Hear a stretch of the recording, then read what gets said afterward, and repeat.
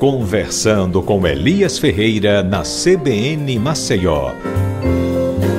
Oferecimento: Ordem dos Advogados do Brasil, Seccional Alagoas. Olá você, uma boa tarde. Estamos iniciando aqui mais um Conversando com Elias Ferreira. E é uma conversa mesmo, porque a gente compreende conversando, porque a gente se entende conversando. Nosso tema hoje é o direito penal brasileiro. Por que quanto mais a gente aumenta as penas que eram de 4 são 8, de 10 são 20, e esses delitos não diminuem? Muito pelo contrário, tem crescido. Como é que tem sido a dosimetria da pena? Que a dosimetria é exatamente o quanto é que a gente vai pagar pelo delito cometido. Como é que tem sido o sistema prisional brasileiro? Ressocialização é uma utopia? Ou é a gente que não trata isso com o verdadeiro primor que é necessário? Olha, eu estou aqui muito bem acompanhado, porque ele é graduado em Direito pelo SESMAC, tem MBA em Direito Empresarial pela Fundação Getúlio Vargas, é mestre em Direito Público pela Universidade Federal de Alagoas, professor da Faculdade de Direito da Universidade Federal de Alagoas, atualmente é conselheiro federal pela OAB e, olha, nunca deixou de ser um advogado militante. Talvez essa seja a sua maior expressão e aquilo que é publicamente reconhecido. Eu estou aqui com o advogado Fernando Antônio Jambo Muniz Falcão, ou Fernando Falcão, como todos conhecem, e é um prazer, Fernando, sempre tê-lo em nossos programas. Você sempre contribuiu com muita informação e sempre passa aquilo que as pessoas precisam saber para ter uma conduta cada vez melhor. Muito obrigado por estar no nosso programa. Obrigado, Elias. Eu que agradeço. Para mim é sempre uma honra participar do seu programa e poder dialogar com seus ouvintes. Bem, Fernando, como é que você tem acompanhado, principalmente a última década, em relação ao direito penal, ao devido processo legal? Como é que a gente tem caminhado? Está melhor? Olha, Elias, infelizmente não, né? Eu acho que o próprio noticiário se encarrega de levar para dentro de nossas casas todos os dias as notícias de que os índices de criminalidade têm aumentado, ao mesmo tempo em que a população tem também um aumento dessa sensação da impunidade, quando se vê a prática de algumas condutas muitas vezes abjetas e o réu respondendo em liberdade, ou então até mesmo nem mesmo sendo punido em razão da prática desse crime.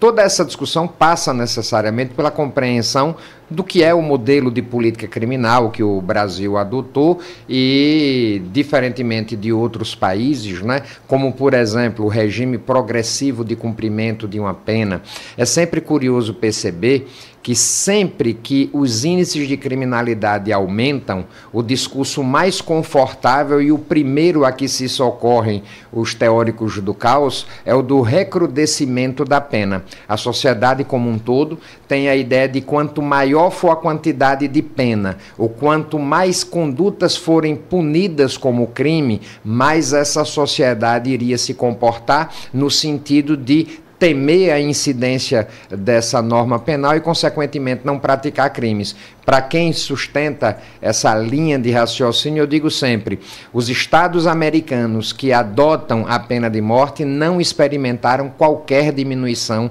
de seus índices de criminalidade. Portanto, aumento de pena, aumento de crime, não importa necessariamente na redução da criminalidade. Olha só, a gente caminha pelo comportamento do próprio parlamentar para uma ideia de pena de morte. A Constituição brasileira abriga tal ideia? Não. A pena de morte aqui, obviamente, só em caso de estado de guerra, não é? Mas com uma situação absolutamente excepcional. Mas o Brasil, ele é um país alinhado com ideais humanistas, né? A gente tem a dignidade da pessoa humana como essa espinha dorsal do texto constitucional e, muito pelo contrário, toda a Constituição brasileira, ela se orienta no sentido de tentar respeitar e garantir a dignidade de qualquer ser humano. Bom, de onde vem essa guerra que está sendo travada? Porque o inimigo é sempre o outro. e a gente precisa puni-lo com mais severidade. A formação dos nossos atores dentro do sistema de justiça contribui para isso? Com certeza, Elias. Veja bem, no nosso regime democrático, cabe ao Poder Legislativo a elaboração das leis, não é?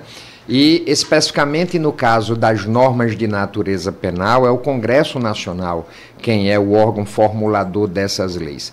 E quando a gente vê a formação de grande parte de nossos legisladores, a gente vê que, e esse é um fenômeno, eu diria, um tanto quanto mais recente, a gente percebe que são pessoas que surgiram nesse ambiente dessa disputa ideológica que o Brasil se meteu nos últimos anos, pessoas que muitas vezes não têm sequer uma formação intelectual adequada para compreender a fenomenologia do crime, pessoas que nasceram desse ambiente tóxico das redes sociais, muitas vezes com discursos de ódio, e que, para que possam garantir esses seguidores, sempre apresentam projetos de lei no sentido da castração do agressor sexual, da implementação da pena de morte ou da redução da maioridade penal. Como eu havia dito agora há pouco, é preciso que haja uma compreensão e, obviamente, essa é o entendimento que eu tenho e de grande parte dos estudiosos do assunto,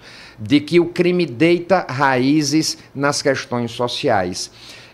Quando a gente olha os dados do Sistema Penitenciário Nacional, onde eles fazem uma espécie de censo da população carcerária no Brasil, a gente vê que quanto maior o grau de instrução, menor é o percentual de presos no Brasil, o que só pode levar a uma constatação, a de que as pessoas que têm a oportunidade de desenvolver a sua intelectualidade, de ter uma formação educacional melhor, certamente terão também mais oportunidades de emprego, de garantir o sustento de sua família com honradez, com dignidade. Por outro lado, numa população carcerária que majoritariamente é analfabeta ou tem um primeiro grau incompleto, é difícil se tentar conter o incremento da criminalidade com políticas de endurecimento de penas, quando em verdade seria muito mais racional e muito mais duradouro se investir em educação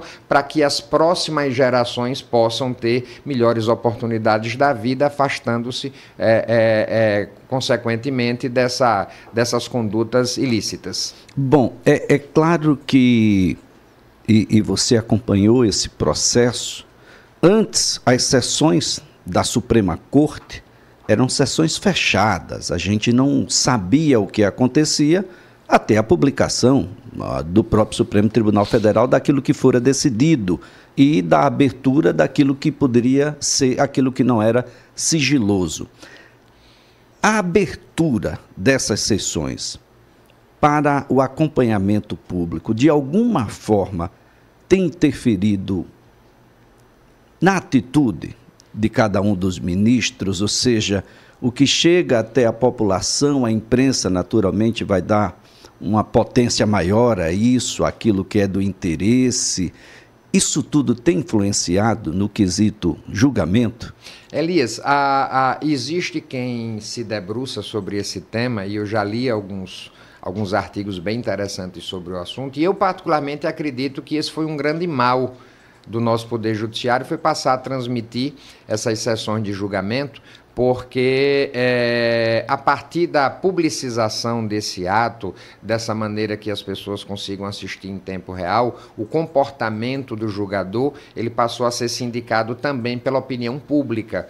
Então, muitas vezes, a decisão que o juiz toma num processo é a decisão que encontra o abrigo na lei, mas que não agrada a opinião pública. E a partir do instante que os membros do judiciário se tornaram esses popstars, como, por exemplo, os ministros do Supremo Tribunal Federal, passou a se ter um cuidado muito maior com o que vai dizer a opinião pública acerca de determinado tema. Então, eu quero crer que o bom juiz ele não se deixa influenciar pela opinião pública, ele deve ser guiado apenas pela sua consciência de acordo com a lei. Mas, infelizmente, os juízes são também seres humanos e eles têm essa preocupação de como irá ser a repercussão de determinado posicionamento junto à opinião pública. Olha, eu trago isso à tona, doutor Fernando, porque nós temos as idas e vindas do ato que fora cometido, que fora praticado. Se for contra alguém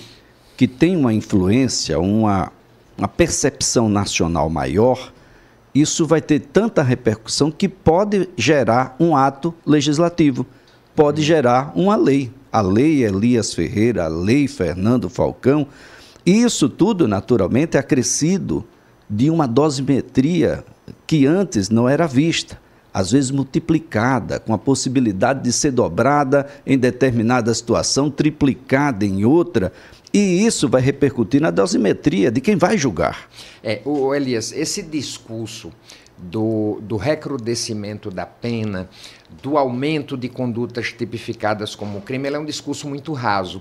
E eu vou lhe dar um dado agora bastante objetivo. Nós temos uma população carcerária hoje no Brasil que excede em muito o número de vagas que existem nos presídios federais, estaduais, no Brasil inteiro. Então, estima-se que haja cerca de 50% a mais de pessoas presas do que o número de vagas disponíveis no sistema penitenciário. Se você for olhar o Banco Nacional de Mandados de Prisão, existe um número ainda maior de mandados de prisão que não foram cumpridos do que o número de presos que compõem a população carcerária. Imagine se todas as pessoas que deveriam estar presas e não foram, porque não foram encontradas, fossem presas, a gente dobraria a população carcerária brasileira, quando hoje o número de vagas já é insuficiente para atender. E no final das contas, ainda há quem defenda a redução da maioridade penal sem pensar nas consequências, sem pensar que hoje os presídios brasileiros são verdadeiras universidades do crime, porque submetem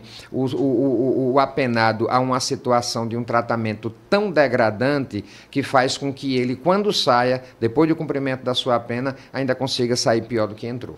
Eu falava na abertura do programa, que eu repito a pergunta: ressocialização é utopia? Olha, Elias, a gente não pode pensar assim, tá? Porque se nós entendermos que a ressocialização é utopia, a gente está admitindo que a pena é castigo. Em verdade, a ideia da pena como medida de ressocialização é como se fosse um processo educativo. Olha, você que agiu em desacordo com a lei vai passar um tempo refletindo, guardado no estabelecimento prisional, vai ter a sua liberdade de locomoção restrita para que você possa refletir melhor sobre a sua conduta e quando voltar a conviver em sociedade, você volte melhorado. Quando a gente não admite o caráter ressocializador da pena, a gente está admitindo que pena é castigo. E se pena é castigo, o próprio Estado ele desce ao nível do infrator para dizer: eu vou lhe devolver o mal que você fez na mesma moeda, eu vou lhe causar um mal também. Então, assim, ainda que a gente veja que o índice de reincidência é muito grande dos egressos do sistema prisional, a gente deve continuar a admitir, a pelo menos desejar o caráter ressocializador da pena, acreditando que o ser humano é capaz de mudar, acreditando que esse é, de fato, o melhor modelo de política criminal. Agora, doutor Fernando Falcão, o que é que acontece com a sociedade? Ela só acredita que tem uma pena que você está recebendo aí, de fato, um dividendo do ato cometido para a sociedade se encarcerar. As medidas cautelares não fazem parte do sistema de penalidades que a gente precisa pagar pelo ato infracionário cometido? Pena alternativa também é pena. O problema é que o consciente coletivo acha que o sujeito só é castigado se for submetido a uma pena de prisão. Mas a gente, hoje eu diria, e até mesmo a partir do pacote anticrime que introduziu o acordo de não persecução penal, existem penas de caráter pecuniário, existem penas alternativas na forma de prestação de serviços à comunidade, de dação de cestas básicas, por exemplo, e elas são pena. Tudo aquilo que é imposto, cujo cumprimento é imposto ao sujeito, tem caráter de pena. Mas essa consciência coletiva, essa verdadeira revolta em relação a esse sentimento de impunidade, acha que não, que o indivíduo, ele, na verdade, saiu na vantagem por ter praticado o ato infracional e não ter sido segregado do convívio em sociedade. Bem, a gente ainda tem muita coisa do período ditatorial, principalmente quando o assunto é polícia, quando a gente fala sobre delegacia, sobre a forma de prisão, o modo como isso acontece, o processo entre alguém que é acusado até chegar ao presídio, a condenação em trânsito em julgado, tem muita coisa que acontece por lá. Tem dois instrumentos que eu gostaria que o senhor se debruçasse sobre ele. A audiência de custódia e o juiz de garantias. São elementos benéficos nessa relação? No modelo que se tenta implantar no Brasil, não, tá?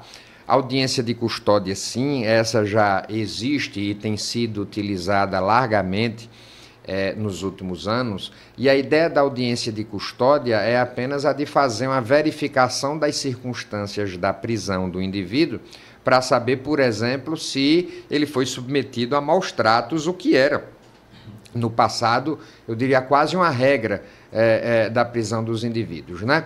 Mas a questão do juízo de garantias, ela teve a sua eficácia suspensa enquanto se melhor reformula a ideia desse novo instituto. Mas, Elias, os países que adotaram o juízo de garantia tinham um juízo de garantia diferente do juízo instrutor do feito penal. Essa ideia de você ter o mesmo juízo para que faça a instrução e também que possa condenar o indivíduo, ela é completamente desarrazoada e divorciada do modelo que foi implementado com certo êxito em outros países. Então, muitas vezes nós importamos essas inovações sem levar em consideração as particularidades do nosso sistema criminal.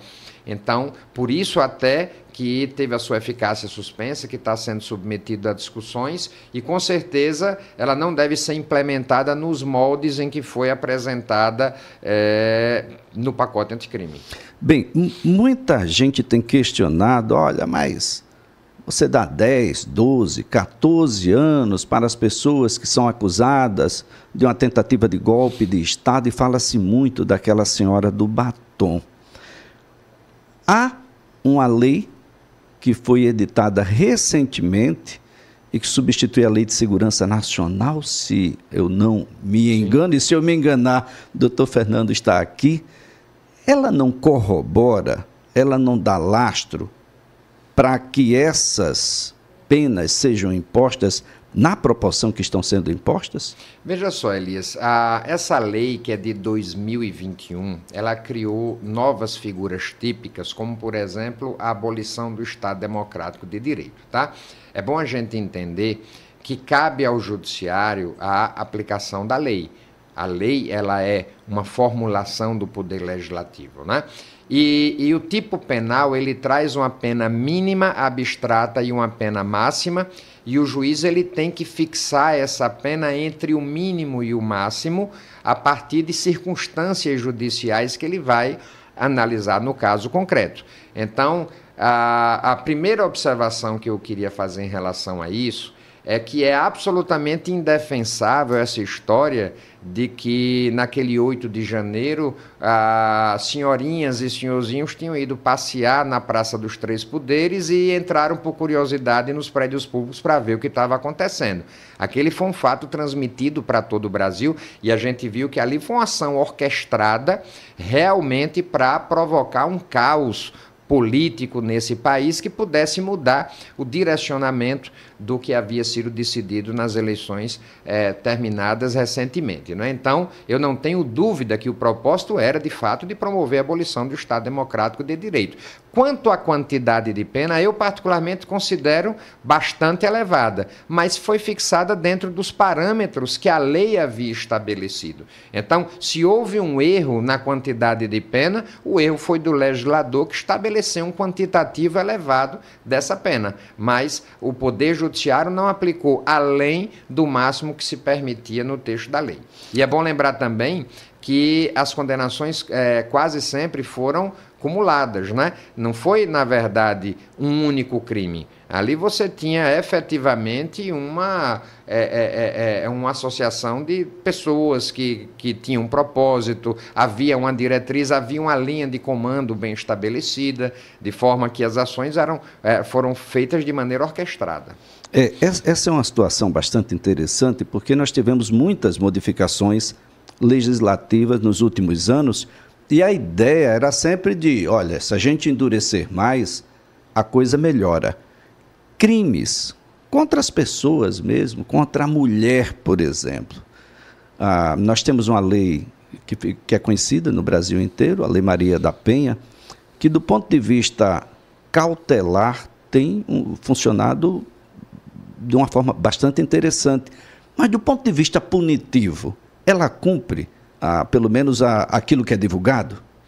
Olha, eu penso que a Lei Maria da Penha ela tem um efeito mais pedagógico do que prático, tá? Tanto que já se incorporou ao costume do brasileiro, em tom de brincadeira, dizer, olha, tenha cuidado, olha a Maria da Penha, vem aí. Não é? Então, assim, de fato, ela criou essa perspectiva, pelo menos nas pessoas que têm bom senso, de que não podem praticar atos de violência no ambiente doméstico sob pena de que se sujeitem a medidas sérias como afastamento do lar, impossibilidade de permanecer no imóvel, de se aproximar da vítima. Mas veja, Elias, o número de feminicídios, por exemplo, aumentou exponencialmente. É um fato impressionante, verdadeiramente impressionante. Não sei se há alguma relação, mas a sensação que eu tenho é que isso piorou ainda mais por ocasião da pandemia. E, na maioria dos relatos desses casos de feminicídio, existiam medidas cautelares impostas aos agressores que proibiam a aproximação, mas elas não foram verdadeiramente eficazes no sentido de impedir que o agressor se aproximasse da vítima. Então, o Estado faz um esforço, implementa essas patrulhas de Maria da Penha, cria a figura do botão de pânico, mas quando o agressor está decidido a levar a cabo a sua ideia de lesionar ou até mesmo de matar a sua vítima, ele consegue fazer isso com uma rapidez impressionante, de forma que não é capaz, e eu diria até mais, nada há que o Estado possa fazer para dissuadir uma pessoa dessa, transtorná-la de praticar uma loucura desse tipo. E olha só, nós estamos falando sobre um criminoso contumaz. Normalmente é um cidadão comum, sujeito dono de casa, que até então era visto como um bom rapaz, um bom senhor, um bom marido. É alguém que todos duvidavam que seriam capazes de fazer e faz. Sim. Esse é um elemento. Eu acredito que há também um componente de um transtorno mental, ainda que temporário, essa dificuldade de, por exemplo, alguém aceitar que uma relação chegou ao fim, a ponto de cunhar aquela frase tão famosa, se não vai ser minha, não vai ser de mais ninguém. Isso daí revela uma psicopatia, revela um transtorno, porque não é razoável alguém subjugar a vida de outra pessoa por tão pouco, né? Mas aí eu deixo esse debate mais profundo aí para os estudiosos da saúde mental. Olha, nós estamos aqui conversando com o Dr. Fernando Falcão, é uma das maiores autoridades em direito penal, direito administrativo empresarial aqui no estado de Alagoas. E eu estou colocando empresarial aqui porque o direito penal não é só contra as pessoas, os delitos contra a vida, por exemplo. Nós estamos falando sobre direito penal econômico, direito penal digital. O local do crime agora não é físico. Nós estamos falando agora sobre um direito penal ambiental. O direito penal está em absolutamente tudo o que você imaginar. A gente vai fazer aqui um breve intervalo, mas em seguida estaremos de volta conversando com Elias Ferreira, porque eu quero conhecer um pouco mais sobre o papel do advogado na atualidade. Como é que está a defesa? Porque, olha, não se pode falar em democracia se a gente não der ampla defesa. E ampla defesa, nós não temos dificuldade de entender, né? Amplo não é restrito, é amplo. Amplo é amplo. E quem tem que provar, ou pelo menos quem tinha, né? Isso era o que dizia a lei, que provar que eu sou culpado é o Estado, com E maiúsculo. Agora não, agora eu tenho que provar que eu sou inocente. As coisas estão se invertendo, a gente volta já já.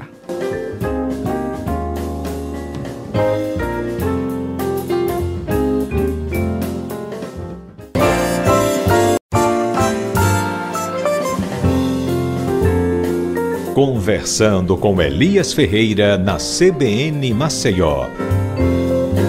Oferecimento: Ordem dos Advogados do Brasil, Seccional Alagoas.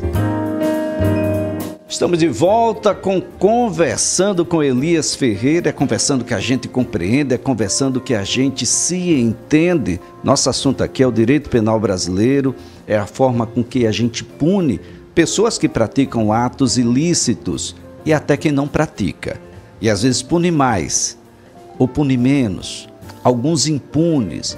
Basta observar a nossa população carcerária, como os famosos chegam e saem rapidamente, como é difícil progredir de pena, como tudo se mostra tão difícil quando o indivíduo tem poucos recursos e principalmente poucos recursos culturais. E como é que tem sido a atuação do advogado? O advogado tem acesso aos autos, por exemplo, no tempo hábil.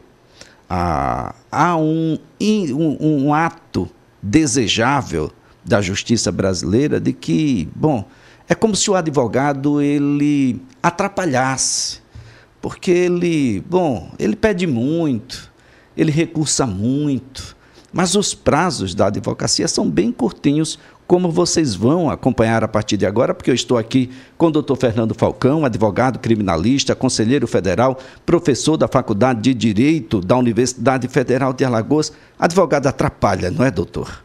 Segundo, eu diria, o entendimento majoritário de juízes e promotores, sim.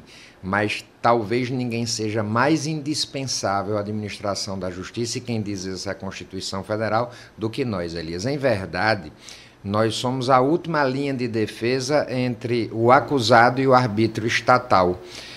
Se fosse a atuação do advogado realmente algum empecilho ao exercício do direito de defesa, a gente não veria tantas decisões absolutórias em acusações que já nascem natimortas em razão da precariedade da prova ou até mesmo da falácia de um argumento de acusação que não se sustenta. Olha só, essa é uma situação que a gente traz agora para entender, doutor, principalmente que tem muitos advogados e advogadas jovens que estão ingressando agora num sistema que está cada vez mais aguerrido, porque a gente precisa punir o outro e os limites éticos ficam muito tênues. A gente está em cima de um muro e não era para ser assim. Eu fico aqui imaginando, desde o pedido de alguém para que você faça a defesa sobre uma conduta que ele diz que não praticou e de como tem se invertido esse papel, como eu falava no final do bloco anterior. O Estado já não mais tem que provar que você é culpado. Você agora tem que provar que é inocente, doutor.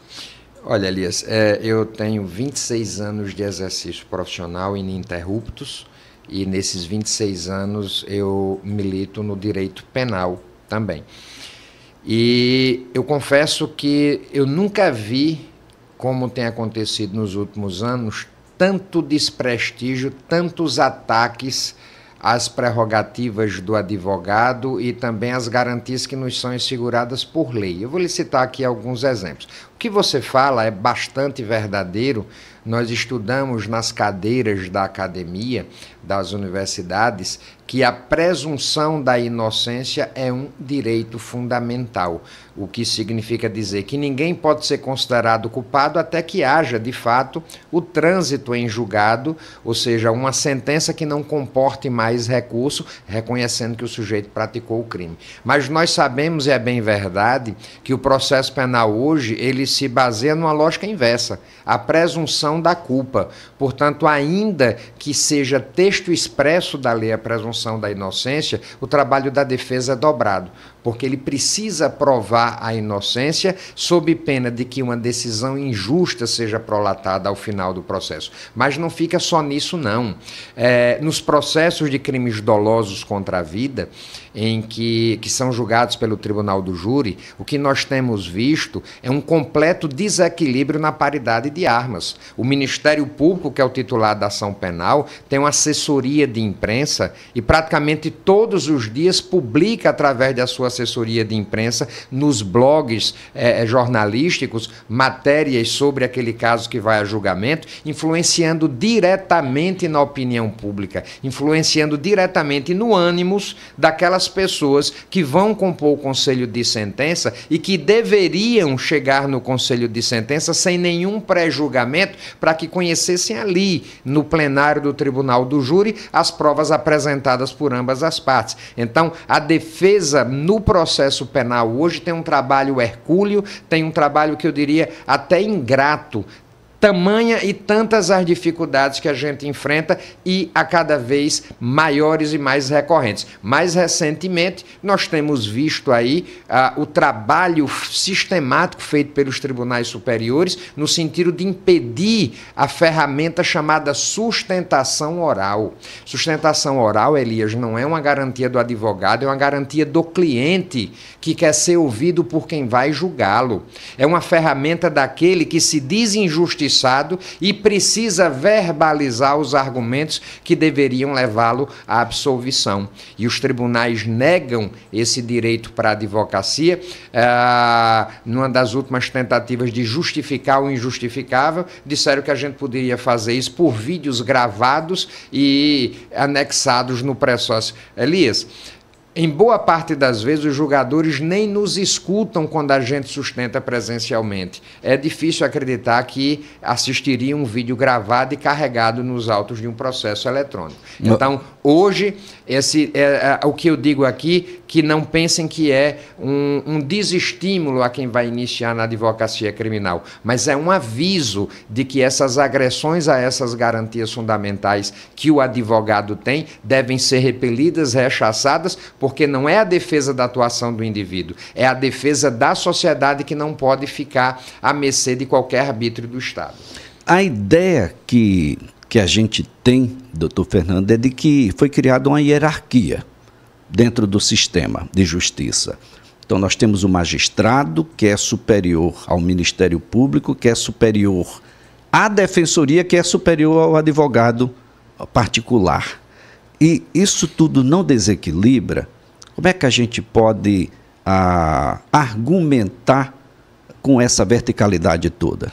Elias, eu só discordo de você numa coisa que você disse. Na verdade, a hierarquia não seria bem essa. Seria juiz, promotor, defensor, serventuário, o rapaz da limpeza, a moça do cafezinho e lá embaixo, depois de todo mundo, o advogado. Infelizmente, é isso que se tenta vender como se o advogado ele fosse subalterno a todos os agentes do processo.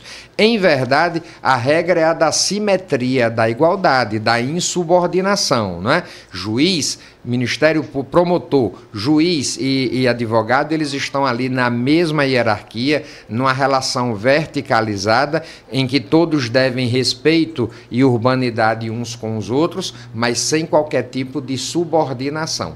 Infelizmente, não é o que a gente vê na prática, mas sim, essa é a lógica do sistema processual brasileiro. Bom, direito penal... é muito amplo, né, doutor? A gente fica aqui, a gente tem conversado muito sobre os crimes contra a pessoa, né, principalmente os crimes contra a vida, mas o direito penal está no ambiental. O direito penal agora está no digital, o local do crime agora é outro. O direito penal, gente, está em absolutamente todo lugar, doutor.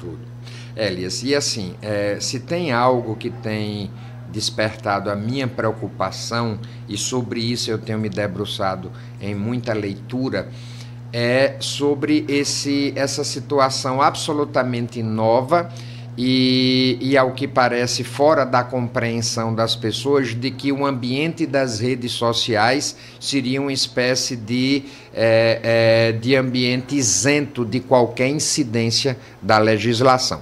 Primeiro que há uma deturpação completa da ideia de liberdade de expressão. Curiosamente, as gerações que se sucedem cada vez mais acham que nós somos titulares de direitos e esquecem que nós temos também deveres. Então, pregam que a liberdade de expressão seria uma espécie de dogma contra o qual ninguém pode se insurgir, de que as pessoas poderiam dizer o que quisessem dizer, ainda que isso fosse ofensivo, que isso de alguma forma pudesse trazer um prejuízo a outra pessoa e não poderiam ser punidas por suas opiniões. E isso não é verdade. A liberdade de expressão não é um salvo-conduto para que o sujeito ofenda a honra de ninguém. O direito à crítica existe, o direito de você se opor a uma ideia de outra pessoa existe, é fato, mas isso não dá o direito do sujeito enxovalhar a honra do semelhante, muitas vezes imputando a ele a prática de um crime, sabendo que ele não cometeu esse crime. Isso caracterizaria o crime de calúnia. Então, assim, enquanto sociedade, nós temos que avançar e amadurecer muito para entender que o que acontece no ambiente virtual é punível tanto quanto se acontecesse no mundo físico, no mundo real. E nós precisamos avançar também como modelo de política criminal para cada vez mais, aí sim, recrudescer essas penas desses crimes cometidos no meio virtual, porque elas trazem tantos malefícios quanto os crimes cometidos no mundo real, no mundo físico. Bom, como é que a gente tem evoluído nesse caminho, nesse sentido? E eu falo sobre... No meio virtual você comete todo tipo de crime, crimes econômicos, crime contra a honra, tem uma série de outros elementos que a gente poderia aqui citar.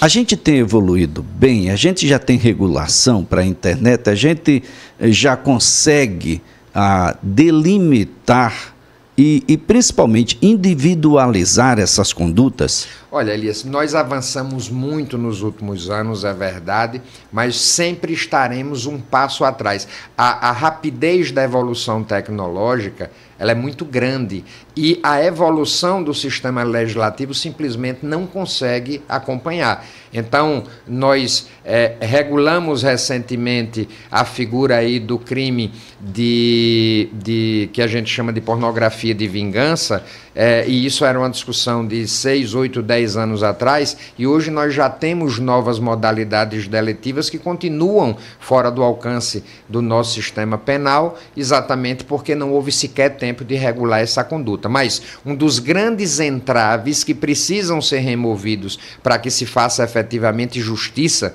para quem usa a internet como ferramenta do crime é a gente submeter essas big techs à regulação da lei nacional. Nós vimos recentemente o embate entre Elon Musk e Alexandre de Moraes e, na verdade, o Elon Musk estava completamente equivocado. Nenhuma empresa pode operar no Brasil sem que tenha uma representação legal no país. Isso é texto expresso de lei.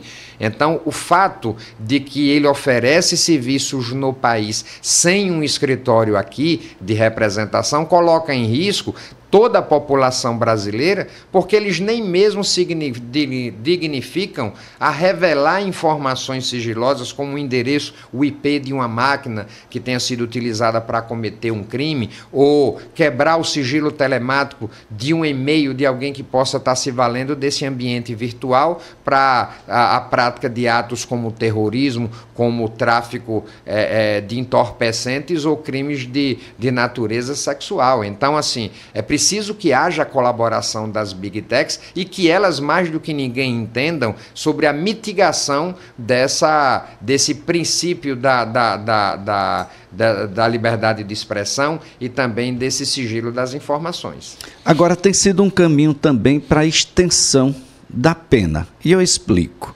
Os cadastros das pessoas que são consideradas estupradores e digamos que são, e que têm uma pena a cumprir porque fora condenado.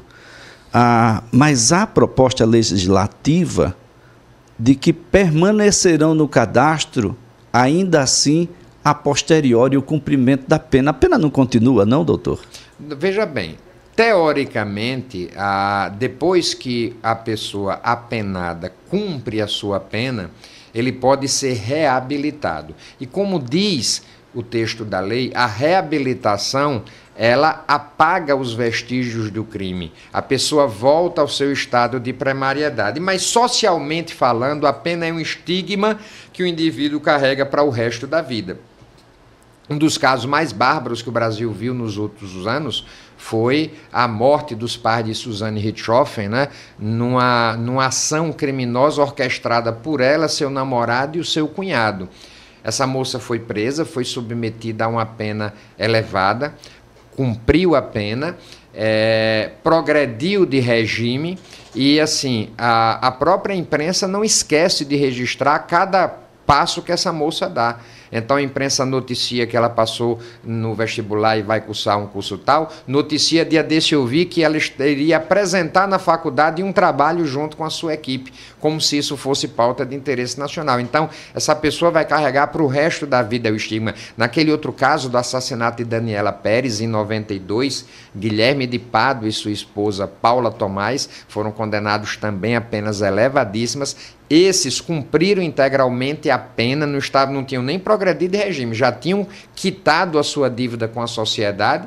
E essa moça, ele morreu recentemente, ele era pastor de uma igreja evangélica, e assim, morreu depois que veio à tona o documentário, que o nome dele voltou a ser citado aí no grande noticiário, e ela teve que mudar de nome para poder levar uma vida discreta, porque ela sabe que carregará sempre o estigma de ter sido uma condenada. Então, essa é uma resposta dúbia, né? Porque, juridicamente falando, não, a pena ela não pode ter o caráter perpétuo, mas, pragmaticamente falando, a gente sabe que a sociedade continua a tratar essa pessoa como se fosse uma criminosa. E os cadastros, aliás, tem proposta legislativa estadual de cadastros em que parece-me que nem o trânsito em julgado precisa existir e você já entra no cadastro.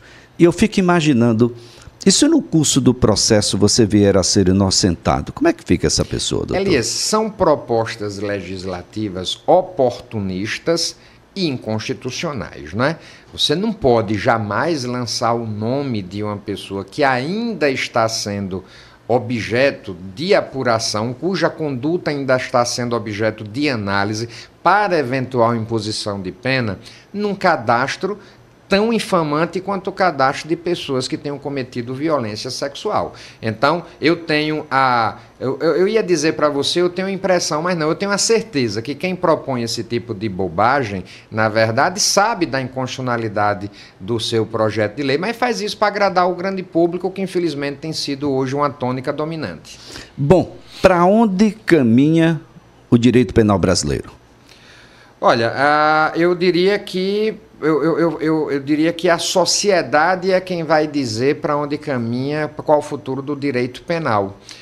Eu sou, Elias, eu sou, na verdade, incorrigível em acreditar que nós precisamos sempre caminhar para frente. Então, eu há muito tempo que eu tenho a curiosidade de ler, de pesquisar sobre esse problema da criminalidade. Criminologia também sempre foi uma curiosidade muito grande da minha parte. E eu vejo que os países que conseguiram reduzir os seus índices de criminalidade foram aqueles que investiram no desenvolvimento humano, que acreditaram nas novas gerações, que promoveram educação de qualidade, que geraram oportunidade de emprego. É muito fácil, do ponto de vista da gente, dos aquinhoados que moram nas áreas que moram na área nobre da cidade, que consegue garantir o alimento na mesa, dizer que o sujeito deve cumprir a lei, que não pode infringir de maneira nenhuma a norma penal incriminadora. De outro lado, a gente sabe que existe uma legião de pessoas miseráveis que muitas vezes nem mesmo são capazes de entender a ilicitude da conduta. Isso não é um discurso de defesa de todo mundo que infringe a norma penal, não. Mas a gente precisa entender que o crime, ele tem raízes nas questões sociais. E, assim, infelizmente, esse é o tipo de investimento que não dá voto. Você investir na qualificação das gerações futuras é algo quase que invisível sob a perspectiva eleitoral. Então, a esperança é de que nós tenhamos finalmente governantes que reconheçam essa necessidade da gente criar uma sociedade mais justa, mais igualitária. Parece até um discurso utópico, mas esse foi o caminho que os países mais desenvolvidos seguiram e que colheram os frutos a posteriori. Essa lógica de que criminalidade se combate com repressão, ela nem é eficaz, como também mais mascara e impede que se possa efetivamente discutir as políticas que resultariam numa melhoria na qualidade de vida da população brasileira. Doutor Fernando Falcão, falando agora de Fernando Falcão, era direito mesmo que você queria fazer lá no SESMAC? Sempre foi o direito? Ou tem alguma coisa que a gente ainda vai reservar para o futuro que ficou lá de trás no passado? Elias, eu terminei o colégio muito cedo, né? E na época, meu pai, como todo sertanejo, tinha um desejo de ter um filho médico e eu ainda cheguei a fazer um vestibular para medicina e hoje eu vejo que muito mais para agradá-lo do que para minha vocação, né? Eu nem mesmo gosto de ver sangue. Mas fiz o vestibular de Direito escondido dele, achando que ia levar uma bronca, mas eu nunca duvidei nem um segundo de que o que eu gostava era o direito e mais ainda de que a advocacia era o meu lugar, né? Curiosamente, depois de 26 anos de estrada, hoje eu ainda encontro quem me pergunta, mas você vai fazer concurso quando? Como se o advogado fosse aquela pessoa que se formou em direito, mas não teve capacidade de passar num concurso público, né? Quando, na verdade, sempre foi a minha paixão, Eu digo sempre que você não precisa trabalhar quando você faz o que você gosta, o que você ama, né? E eu amo o que eu faço e todos os dias faço isso com o maior prazer. Fiquei imaginando aqui porque você não é só Fernando Antônio Jambo, você é Muniz Falcão. E estes sobrenomes não são qualquer sobrenomes no campo da política. Política nunca foi um caminho possível? Não, Elias, talvez por ter nascido e me criado nesse meio, eu conheci o lado oculto da política que pouca gente conhece, que é o alto preço que a família paga, não é? Para viver nesse ambiente tão instável e também tóxico. Então, assim, eu não conheço uma família de político que seja estável. São famílias normalmente que vivem em desarmonia, são famílias disfuncionais e a minha não era diferente, em razão da ausência. Meu pai vivia viajando. Foram muitos os políticos na sua família? Muitos, de governador de estado a vereador da capital. Muniz Falcão, Djalma Falcão? Meu tio Muniz foi governador de Alagoas 2 vezes, meu pai foi senador, foi prefeito em Maceió e deputado federal algumas vezes, meu tio Alcides, deputado estadual várias vezes, tio Camucé, vereador de Maceió várias vezes, né? O meu avô foi prefeito da cidade dele no interior, todo mundo sempre seguiu carreira política. Mas, assim, a vida do político cobra um preço muito grande da sua família.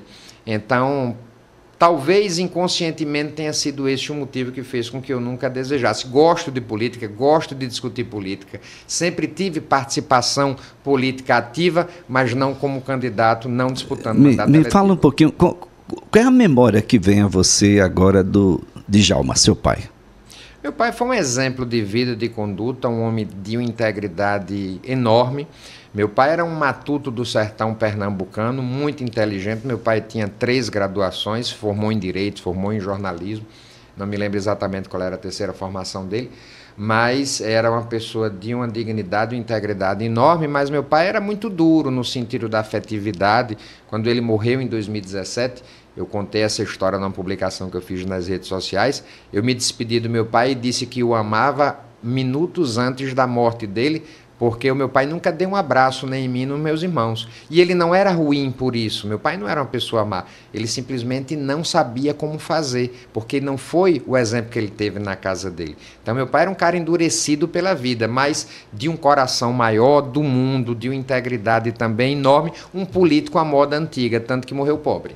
Olha, conta pra gente concluir essa nossa conversa aqui. O que é que ele te respondeu quando você escolheu a medicina ao invés da medicina ou direito? Não, ele tinha uma conduta curiosa, que ele dizia o seguinte: olha, eu não quero influenciar nas suas escolhas. Faça o que você quiser, mas se você fizer medicina, eu lhe dou um carro. Se você fizer medicina, eu lhe ajeito de toda maneira. Então, era a forma que ele tinha de tentar me induzir a fazer a medicina. Quando eu fiz direito, era a mesma formação que ele tinha, não é? Então ele não gostou, mas não chegou a criticar. Mas todos os dias, quando eu chegava da faculdade, eu morava com ele, a gente tinha que sentar na varanda e ele testava os meus conhecimentos, fazendo perguntas. E já depois, eu já, advogado experiente, já rodado na vida, às vezes ele me fazia uma pergunta, eu respondia, aí ele ria, balançava a cabeça assim, como quem dizia assim: você não sabe de nada, né? Para ele eu ia ser sempre o garoto e ele não admitir jamais que eu pudesse saber mais do que ele. Dr. Fernando Falcão, mais uma vez a nossa gratidão pela presença aqui no Conversando é para a gente conversar mesmo, viu, gente? Para a gente conversar, compreender, entender. É sempre um prazer renovado tê-lo em nossos programas. É sempre um convidado muito querido. Obrigado, Elias. Eu agradeço mais uma vez o convite e queria dizer que é sempre uma honra estar aqui na sua presença e de seus ouvintes. Olha, nossa conversa de hoje foi com o Dr. Fernando Falcão. Olha, antes de mais nada, para a gente resumir tudo, é um advogado muito presente, militante. É assim que a gente termina aqui o nosso Conversando com Elias Ferreira, mas lembrando a você que na próxima terça-feira estaremos de volta. Até lá!